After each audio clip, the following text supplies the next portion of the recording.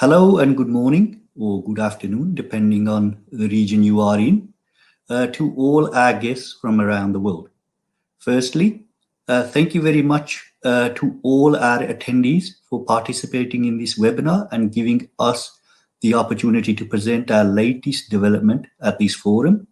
Secondly, I would like to thank our marketing staff for arranging this event. Julia and I will be presenting our new process developments in high phosphorus electrolysis nickel for enhanced corrosion protection. In this webinar today, we aim to demonstrate to you that the latest developments are a significant improvement versus the existing technology. So let us begin by looking at the agenda for today's session. Next slide, please.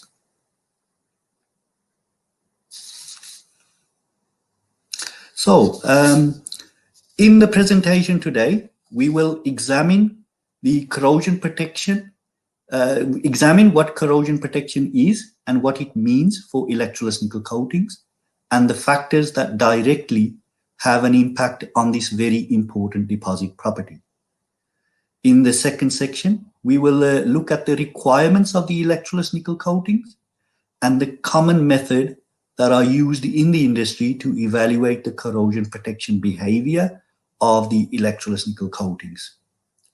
Then in the third section, we will show Atotech's evaluation during the development of our processes and how the electrolysis nickel coating impact the corrosion resistant behavior when testing using the common methods available to us.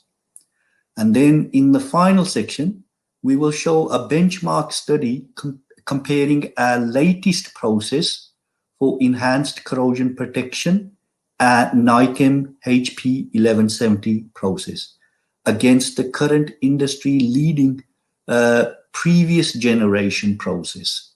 So let us begin. So let's take a look at what makes EN coating so important for corrosion protection. The two most important properties of electrolysis nickel coatings are wear resistance and corrosion resistance. When comparing electrolysis nickel processes, it is important to keep in mind that we deposit the metal alloy as nickel phosphorus by means of a chemical reaction and that no external current is applied during the process. As a result, the deposition process is not affected by the current density distribution, which all other electrolytic processes are affected by. What does this mean? This means EN coatings are plated with very uniform thickness over the whole component, irrespective of the geometry of the component. The difference in the thickness distribution is normally less than 5% on deep recessed areas versus the outside of the component. So if we look at the picture on the right hand side, this clearly demonstrates this important aspect. The two screws you see show that we can plate the EN coatings on the inside to the same thickness as applied on the outside. Which for electrolytic coatings is not feasible unless internal anodes are used. And in most cases, this is not feasible because of the component size and the size of the recess inside. The bottom picture shows the cross-section of the thread after applying electrolysis nickel with electrolytic nickel on top. And it clearly shows the thickness distribution problem with electrolytic processes. So you can see that inside the thread groove, the thickness of the electrolytic nickel is less than half that found on the outside edge of the thread. So next slide. So as far as wear resistance is concerned, EN coatings offer almost similar capabilities as functional chrome after heat treatment. In addition to wear, corrosion resistance is also very important when the components are in outdoor environments and especially in corrosive surroundings. Unlike sacrificial coatings such as zinc, the nickel phosphorus coating provides corrosion protection by means of encapsulating the component entirely, i.e. by providing a barrier layer, thereby preventing the outside corrosive environment access to the substrate surface. The nickel phosphorus layer itself is quite inert to most types of corrosive conditions, and due to the fact that the coating forms a strong oxide layer on top, which prevents further attack on the surface. Let us take a closer look at the mechanism of corrosion protection more closely. Next slide. So, as the nickel phosphorus layer is inert, it does not corrode in most environments, and substrate corrosion can only take place if there are any discontinuities in the coating in the form of pits and pores or misplating.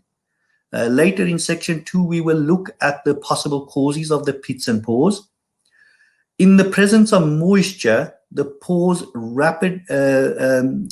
the presence of moisture and pores, rapid attack to the base material is feasible. Hence, it is imperative that whenever applying a barrier coating, all necessary steps are taken to prevent the discontinuities in whatever form they may be. Next. To ensure we achieve a completely pore-free deposit, the following parameters are very critical. The substrate surface has to be defect-free, and inclusions from castings or fabricating processes have to be prevented, as these will have a direct impact on the formation of pores in the coating during the plating. The surface roughness has to be as smooth as possible, and presence of slivers generated by the linishing and grinding steps are to be avoided. Because any slivers present on the surface will have a tendency to stand up during the pretreatment steps, and after electroless nickel plating, they will either have a tendency to form a pit or a pore, or even we may see them coming through the coating all the way to the top and forming a nodule. So these slivers, it's important to eliminate as much as possible. Prior to plating, the surface has to be completely clean and oil-free. Soils and particles from the surface have to be removed, and the pretreatment that we use for this purpose has to be carefully selected in order to remove all contaminants from the surface. It is also imperative that we don't over-etch the substrate during our pretreatment cycle, as over-etching may lead to formation of pores in the substrate, which then will be magnified during the electroless nickel plating. EN bath process operating parameters such as bath filtration and agitation have to be optimized for the type of components being plated. Lower the filter pore size, the better it is for preventing inclusions in the EN coating. We normally recommend filter sizes between 1 to 5 microns. For majority of the applications of electroless nickel, 1 to 5 microns is more than adequate. In cases where exceptionally high corrosion resistance is required and defect-free coatings are desired, then less than 1 micron should be considered. Bath loading have to be sufficiently high to avoid stabilizing effects in the bath, but not too high as to destabilize the plating bath. Modern lead-free processes tend to be more tolerant to bath loadings than compared to the leaded type of processes used in the past. Sufficient level of agitation needs to be employed to avoid gas pitting and ensure good solution circulations on the plating surface as well as around the heaters. EN formulations have to ensure appropriate type of raw materials are used to avoid defect formation. And employment of wetting agents in the formulations can also assist to overcome gas pitting. So next slide, please. EN processes are classified into 4 major types depending on the phosphorus content of the deposit.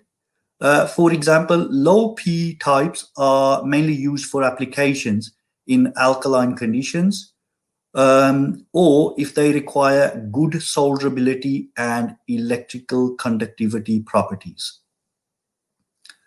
Mid-P processes, on the other hand, tend to be used for general wear and corrosion applications and tend to be the most popular types of processes used in the industry.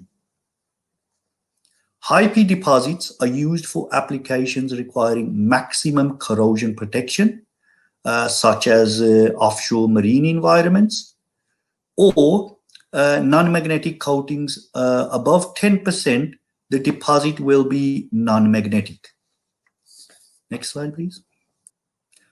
Corrosion protection of the EN coating is very dependent on the thickness. The reason this will be discussed in one of the preceding slides in more in-depth. For indoor applications, 5-micron thickness is more than sufficient. However, for extreme environments such as offshore marine applications, 75 microns or more are desired to ensure that we form a completely pore-free coating. For most automotive applications, typically 20 to 30 microns are specified. Majority of the applications for EN fall within the 10 to 30 micron thickness range. Next slide, please. Defects in the EN coating which affect the corrosion protection behavior can range from plus 5 microns down to sub-micron level. And detection of micron-sized defects is usually fairly easy and mainly caused by substrate, pretreatment or operating parameters of the EN bath. However, defects which are found at sub-micron level are not so easy to detect and normally are associated with EN formulations or operating conditions of the bath. The AMF pictures on the left-hand side that we see in this slide show typical sub-micron defects, and these can be classified into circular pits, inclusion pits, contamination pits, and surface particle inclusions. The pictures on the right-hand side of the slide show cross-section of a circular pit with diameter of 200 nanometers. And it can be seen in this picture that this type of defect can penetrate all the way through to the substrate surface. This can lead to a formation of corrosion once the component is subjected to an environment where we have moisture that can penetrate into the hole. Understanding these type of defects and their causes is very, very important to know when developing new processes. Atotech has gained extensive knowledge over the years, and we use this knowledge to develop new processes which achieve the highest level of corrosion protection. So on that note, I hand over to Julia for the next 2 sections. Thank you.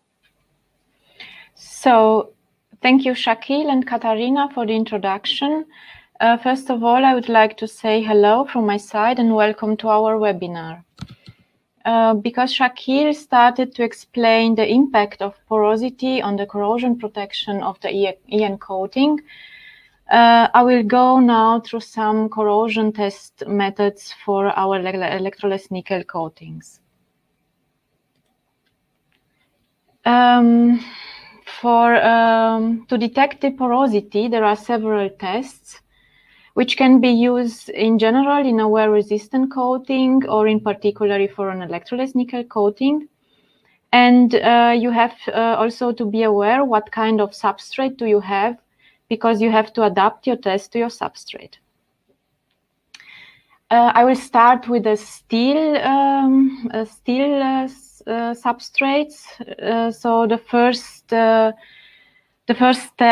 test would be the peroxide test, which consists in the reaction of the iron ions of the substrate with the potassium hexacyanoferrate solution, resulting in a blue-colored complex, which makes the pores visible, as in the picture of the right-hand side.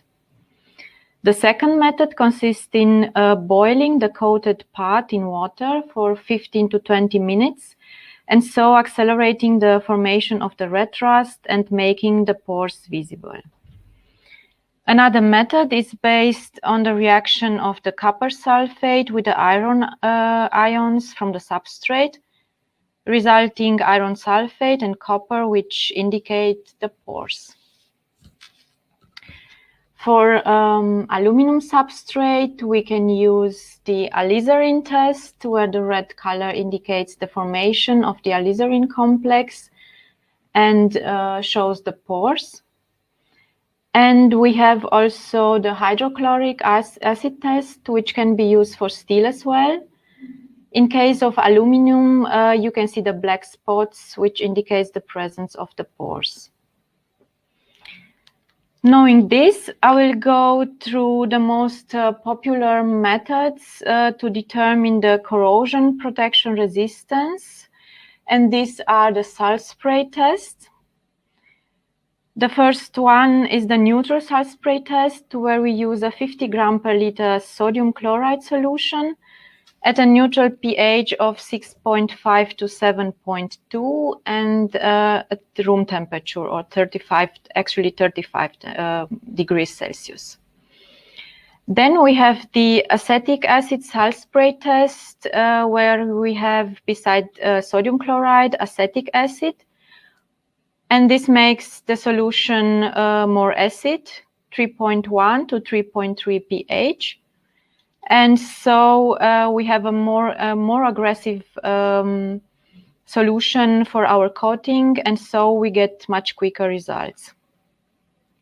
The third salt spray test method is the copper accelerated acetic acid salt spray test, which is also aggressive to the coating. Here we have an acid pH as well of 3.1 to 3.3. but a higher temperature, and so the test is more aggressive. Here we have 50 degrees Celsius. As Shakil also said, corrosion protection is linked to the porosity of the electroless nickel coating. And I would like to say that the neutral salt spray test is not corrosive to the EN coating. It shows only the pores. And as Shakil also said, all ranges of the EN coatings provide a certain level of corrosion protection, but only if the porosity is very low. Also, it's very important to know that the high P EN deposits have the lowest porosity compared to the low and mid P deposit. And on the right-hand side, you can see what happens when you have a pore in your coating. The substrate is not completely covered, and the iron ions will be oxidating, forming the red rust, which shows the pores. It's very important to know what's the dependence between porosity and the coating thickness. If you look at the right-hand side, you can see a graph which shows the porosity depending on the deposit thickness. And as you can see, at about 30 micrometer, the porosity is near zero. So in order to achieve a very low porosity, you need to coat a quite high thickness. On the lowest graph, you can see magnifying the area from 0 to 10 micrometer. And you can see that from 0 to 10 micrometer thickness, the porosity decreases from 0.1 to 10 micrometers. The same trend can be seen by performing the peroxide test on panels with thickness from 1.5 micrometer, where the test fails. By 2.5 micrometer, we pass the 30 seconds, but we fail the 5 minutes. And the same happens when we have only 5 micrometer EN on our substrate. Starting with 7.5 until 8 micrometer, we pass the peroxide test for 30 seconds and for 5 minutes. Let's move now to another corrosion test, the water climate test with a sulfur dioxide, which is a corrosive test for the coating and gives the most quicker results compared to the salt spray test. And this test is based on the formation of sulfuric acid at the coating surface by the reaction of sulfur dioxide with the condensated humidity. There are two possibilities to conduct a Kesternich test. The most used is the AHT, the alternate humidity and temperature test, which is described in the two isonorms 6988 and DIN 518. And it consists in the alternation of 8 hours at 40 degrees and 100% humidity, and 16 hours at room temperature, and together forming 24 hours, which is one cycle. Here is important to know how much sulfur dioxide was used, because the amount of sulfur dioxide makes the test more or less aggressive. So you have three possibilities: 0.2 liter, 1 liter, and 2 liter. The most used quantities are 0.2 and 2 liter. There is another mode which is not very used, the CH mode, constant humidity, where the temperature and the humidity are maintained constant. Now I will go through some requirements for the EN coatings regarding corrosion protection. And this is a recommendation of the German Technical Committee. It's based on the norms, on the ISO 4527, but also on the practical experience. I will pick up two examples, which are the most used thicknesses in the practice. 25 micrometers requires 192 hours neutral salt spray test, 96 hours AAS, and 2 cycles Kesternich. For 75 micrometer EN, which is required for the service class 4, that means quite harsh conditions. The practical experience says that we need only 50 micrometer to achieve 480 hours NSS, 240 hours AAS, and 4 cycles Kesternich. So this table gives a comparison of the corrosion performance of the EN coatings to that of functional chrome and to zinc nickel coatings. You can see that in all three cases, we can achieve the 1000 hours corrosion requirements, depending, of course, on the thickness. There are also factors which impact negatively the corrosion protection. For example, through pores or through cracks. These are pores and cracks which goes until the substrate. And this leads to a decrease of the corrosion protection, as well as annealing and of course a higher butt age. Also, it's good to know that electroless nickel achieves a better Kästner-Nich performance than zinc nickel coating. Let's go now through some corrosion results. But first, I want to show you a short history of the stabilizers used for the development of the EN processes. So we had the first generation stabilized by the toxic lead and cadmium, which are used in a very small amount, 1 to 3 milligrams, because they are very efficient. But this makes the process very sensitive to high replenishment rate and can lead to overstabilizing. The second generation consists in toxic heavy metal stabilizers or toxic heavy metals free stabilizers, where the processes are ELV compliant. The third generations uses the mixed stabilizers, where we have an organic and an inorganic stabilizer with a very good stabilizing effect. And the last generation, the fourth generation, consists of the non-metallic stabilizer, which provide a high stability, a very fast plating rate, an excellent performance, and a long butt life with compressive stress. Now I will show you some corrosion test results of the new electroless nickel processes, and also in comparison with the previous generation processes. First of all, I would like to start with a neutral salt spray test of NICAM HP 1170. This test was done at 1, 3, and 6 MTO on 20 micrometer EN panels. And as you can see, the requirement of 1,000 hours was fulfilled.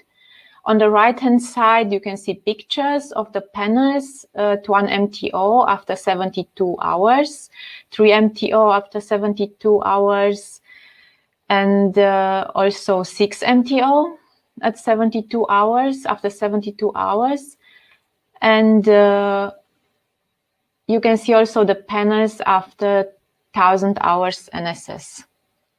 So no red rust can be seen on the panels.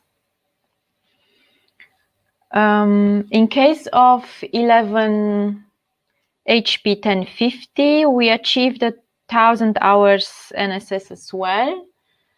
Also over the butt life, now we have 25 micrometer EN on the panels.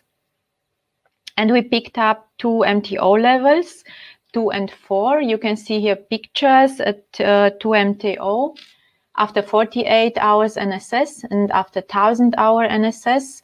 So no red rust can be seen. As I mentioned before, acetic acid salt spray test is more aggressive to the coating than the neutral salt spray test. That's why the formation of the red rust occurs earlier. And here you can see the results of the NSS compared to the results of the AASS test for a high P process with a thickness of 10 micrometers. You can see the air rating, which tells us how much red rust we have on the coating, but in the other way around. So the higher the air number, the lower the red rust area, and vice versa. So you can see here that after 264 hours, no change in case of NSS occurred, while in case of AASS, an increase of the red rust ratio could be seen. So with AAS, you can get quicker and also reliable results as with NSS. Here you can see the comparison of NICAM HP 1170 to the results of the previous generation process. And you can see in the AAS test, the results look better for our NICAM HP 1170. We have 300 hours at 0 MTO and at 2 MTO, and about 225 at 4 MTO. And as you can see from the red columns, the previous generation process performs worse than our new process. And I will go further with some pictures. Here you can see the same results in pictures. As I said, the higher the R number, the lower the red rust ratio. So you can see always in case of NICAM HP 1170, higher R numbers. So we have at 0 MTO R7 versus R5 after 388 hours. At 2 MTO, we can see R7 after 144 hours and R3 after 72 hours. At 4 MTO, we can see an R5 after 264 and an R4 after 120. So you can see always a higher amount of red rust in case of the previous generation process after less time in the AAS test. So if we have a look at the AAS results of 11 HP 1050 with 25 micrometer thickness, we can see that the corrosion performance is good. At 144 hours, we exceed the usual requirement, which is 96 hours for 25 micrometer EN. And 2 of the 3 panels perform very good until 120 hours, with a red rust area lower than 0.2 and 0.5, and 1 panel performs very well until 144 hours. So we can say that our new process 11 HP 1050 exceeds the corrosion performance compared to the standard high-P EN process. By comparing the corrosion performance of 11 HP 1050 to the previous generation process in the AAS at 50 micrometer thickness, we can see a slightly better performance after 480 hours. So we can see in case of the previous generation process and red rust after 480 hours, red rust lower than 1%. And in case of 1050, we have less than 0.25 red rust. In case of Kestanich test, we can see that 1050 performs also very, very well. We are able to achieve 7 cycles with 40 micrometer thickness, where the usual requirement is 4 cycles for 75 micrometer EN. So if you have a look on the right-hand side, you can see the panels. So after 4 cycles, only 1 panel has a bit of red rust, the panel at 2 MTO, lower than red rust lower than 1%. And at 7 cycles, we have red rust on 2 panels out of 4. So we perform very well the Kestanich test.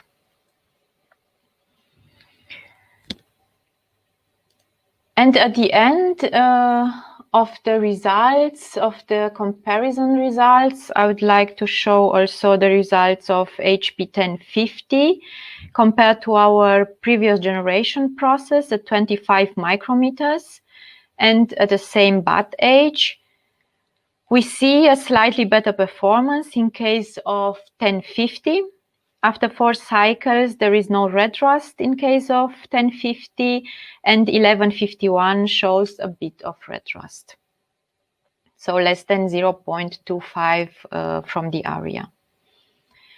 And at the end of the results section, I would like to mention that our oldest LED stabilized high P process is also able to achieve 1000 hours in the neutral salt spray test with an insignificant red rust lower than 0.1 of the area. Now, Shakil will continue with our new Atotech high P processes. Thank you, Julia. I now take the opportunity to present to you a new super corrosion resistant process, NiChem HP 1170. Next slide, please. As stated earlier in section 1, it is very important to understand the nature and cause of micro defects which can form in an EN deposit. Atotech spends a lot of time and resources to fully understand all aspects of product formulation, manufacture, and EN bath operation, and we use this knowledge to develop and optimize our processes. So in this slide, you can see some typical examples. The first graph shows the impact on micro defects related to the manufacturing procedure. So the graph shows the results on the left-hand side of the dotted line before the change, and on the right-hand side of the dotted line, you can see the results after the change in procedure. And it clearly shows that by making a change in a manufacturing procedure, we were able to greatly reduce the amount of micro defects that we're forming in the plated electrolysis nickel layer. The second graph shows the impact of the wetting agent, in which the blue line is without the wetting agent, and the gray lines are with the wetting agent. And again, you can see by carefully selecting the appropriate wetting agent, you can greatly reduce the amount of micro defects that form in the coating. The third graph shows the impact of bath filtration. So you can see that without the bath filtration, the micro defects are in excess of 8,000 micro defects per decimeter squared. But once we put the filter on, we can greatly reduce this down to 2,000 micro defects per decimeter squared. So we reduce by almost 75%. Then the pictures on the right-hand side, the first two pictures show the effects of crystallization when the deposit is heat treated. So in this case, we heat treated the deposit to 250 degrees centigrade for 2 hours. And you can see the POR versus the Atotech process. And the POR clearly is showing that the deposit is starting to crystallize at those temperatures. And the purity of the deposit has an influence on this property. So Atotech's process shows no crystallization effects at those sort of temperatures. The second set of microphotographs are for the atomic force microscopy images, which show the grain boundaries that develop after subjecting the deposit to nitric acid etching. The POR forms grain boundaries with a depth of 2.58 nanometers as opposed to 0.11 nanometers for the Atotech process. So again, these images highlight how homogeneous coating is and that it's free of the grain boundaries in the deposit. The third set of pictures are from an optical microscope, and they show the inclusions in the surface of the deposit. And you can see a reduction in the number of inclusions with the new process, NiChem HP 1170 versus the POR in this case. So next slide, please. So on slide 34 here, you can see a new Nichem HP 1170 process is developed to provide the maximum corrosion protection possible. So this process is based on a 6 gram per liter nickel, can be provided with ammonia, caustic or carbonate pH operation. It comes as a 4-component system, and it provides completely pore-free coatings as demonstrated by the Fraxal test. Typically, we achieve 8 to 12 microns per hour plating rate throughout the bath life, up to 6 metal turnovers. And it's important to highlight that this process is completely ELV, Roche, and WE compliant because it's a cadmium and lead-free based formulation. So next slide, please. So here you can see that the Nichem HP 1170 produces compressive stress up to 6 metal turnovers. The blue line you see is the Nichem HP 1170. The red line is a standard process from the industry. It's one of our best sellers actually. But so the Nichem HP 1170 outperforms this in terms of stress levels. The process is capable of plating with a electrolytic nickel deposit with a phosphorus content of 10 to 12%. Then the graph, the second graph, top graph, you can see on the right-hand side shows the results of the acetic acid salt spray test. And again, we see that the Nichem HP 1170 is outperforming the standard process. So again, it's a demonstration that we have a very low level of porosity in the coating, and this is why it's able to outperform the deposit. So as the bath ages under acetic acid salt spray testing, you can see that the performance deteriorates. Normally, if you're looking at this type of data for neutral salt spray, you don't see the obvious differences with bath age like you see with the acetic acid salt spray test. In terms of brightness, during our field tests, we observed that the overall brightness level of Nichem HP 1170 was superior to the standard process. So it appears that it is brighter in appearance as well. Overall, the pictures on the right-hand side also show the effects of the acetic acid salt spray test. So these pictures are from panels which were subjected to 288 hours in the acetic acid salt spray test. Next slide, please.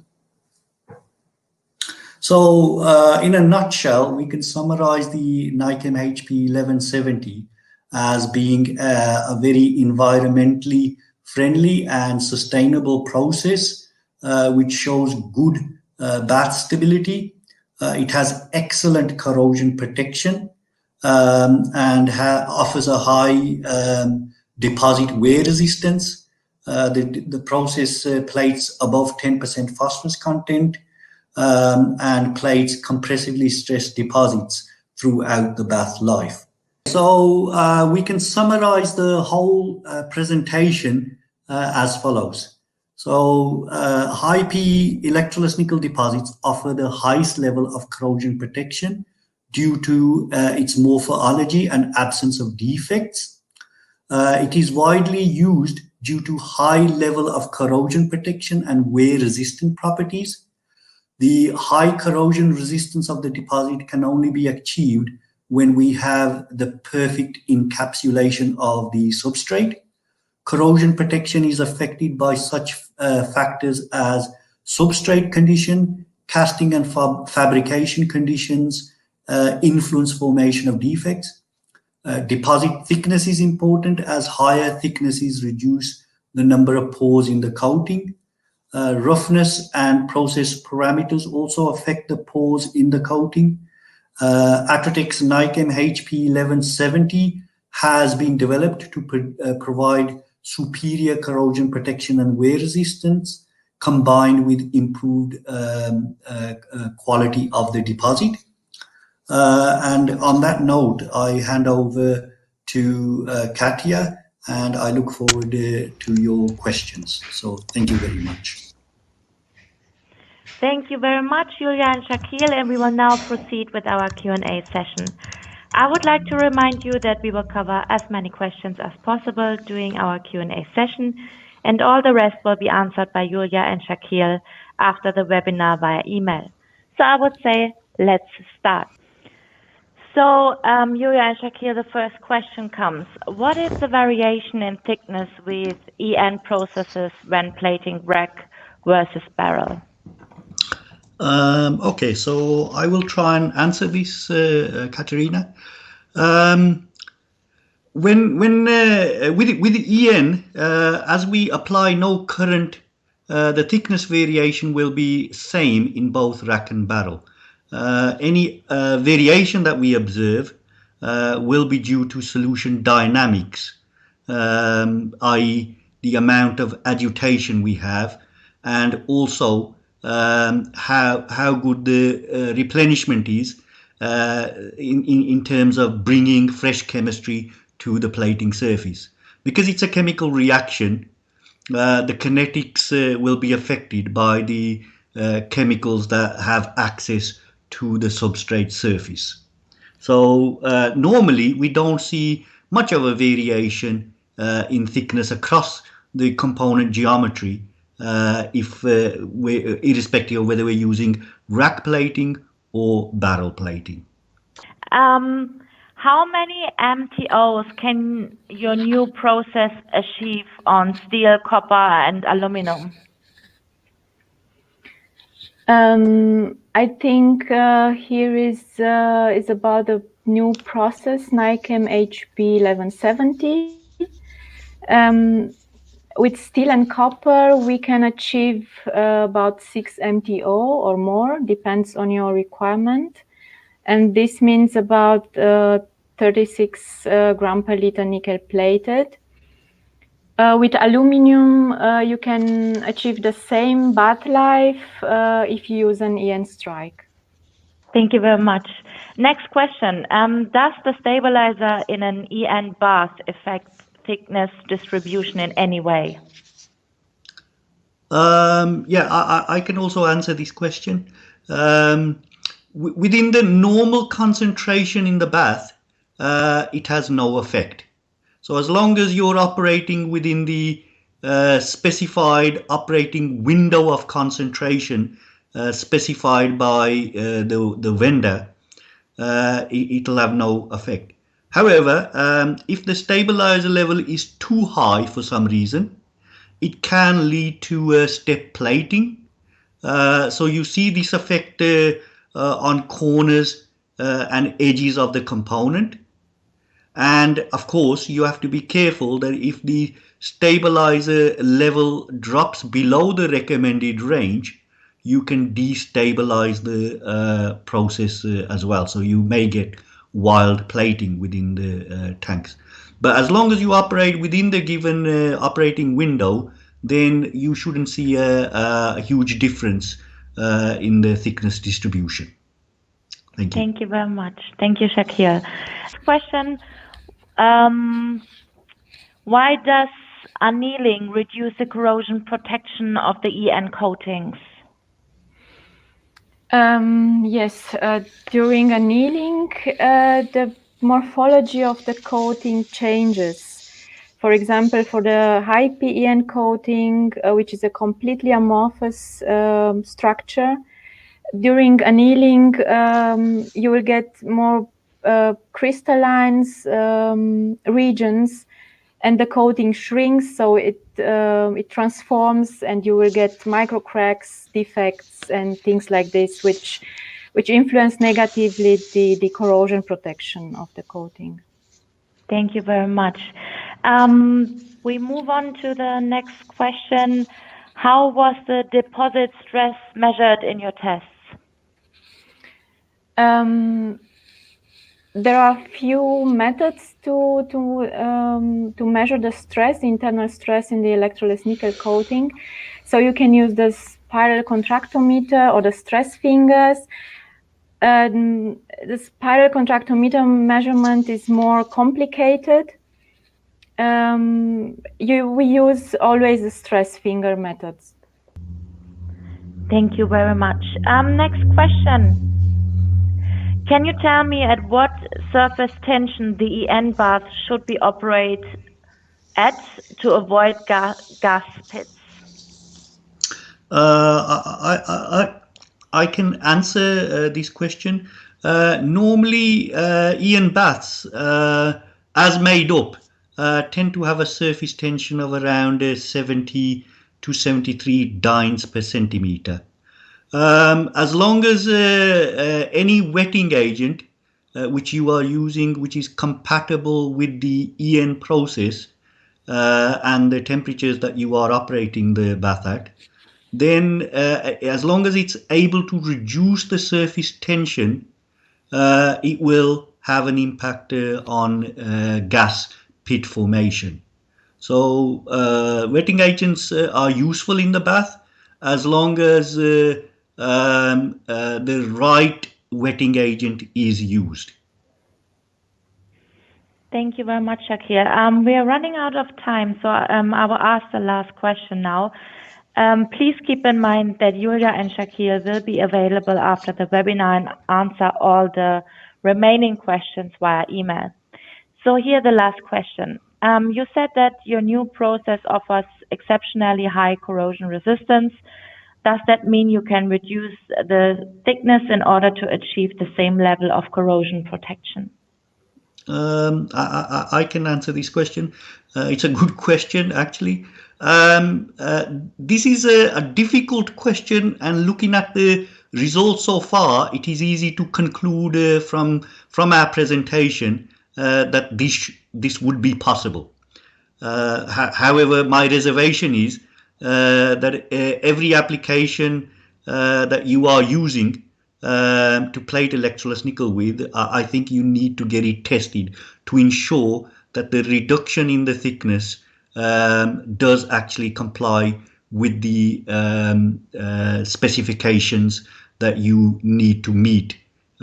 So for me to say yes, you can do it is not as simple as that. You would need to evaluate to see by using these latest development of Atotech whether you are able to reduce the